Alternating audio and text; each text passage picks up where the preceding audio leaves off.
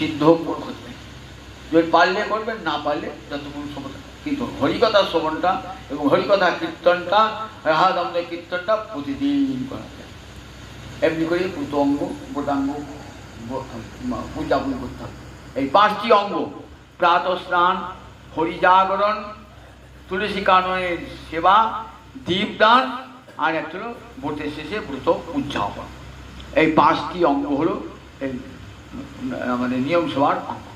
তাই প্রতিদিন বসে বসে হরিকথা শ্রবণ, একটু সামান্য হরিকথা শ্রবণ করায়।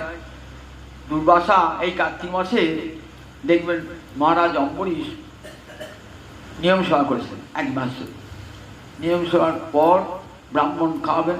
দুর্বাসা এসেছে, তা দুর্বাসাকে নিমন্ত্রণ করেছেন মহারাজ অম্বরীশ, পরম কৃষ্ণভক্ত, 11টা ইন্দ্রিয় দিয়ে কৃষ্ণ ভজন করছে। সব আমরা তো একটা ইন্দ্রিয় হয়তো কানটাতে শুনছি, তাই ঘুমিয়ে যাচ্ছে।